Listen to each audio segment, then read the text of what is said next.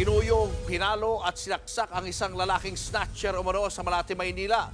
Pero ang biktima na pagkamalan lang daw na kawatan at siya pala ang ninakawan ng cellphone. Nasa frontline ng balitang yan si Dave Abuel. Nagkakagulo ang mga taong bayan sa Malate, Maynila, Sabado ng gabi noong Pebrero 8. Kinuyog nila ang isang lalaki na pinaniniwala ang snatcher. Pumasok daw siya sa isang bahay at tumalon sa second floor. Kitang meron pang gumamit ng pamalo para ihampas sa lalaki.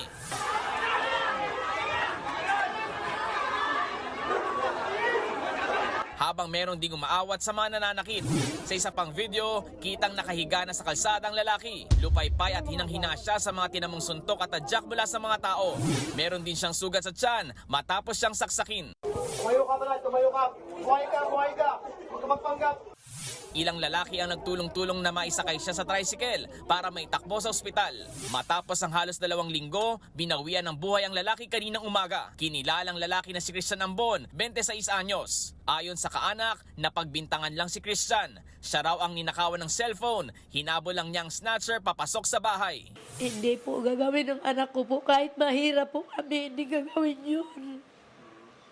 Dahil wala po kaming record na masama.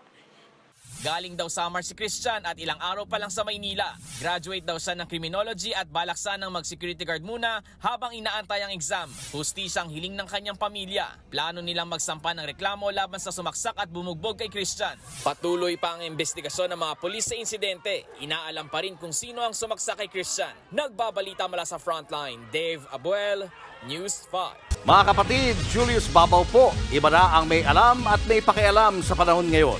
Para sa frontline ng mga balita, mag-follow at mag-subscribe sa social media pages ng News 5.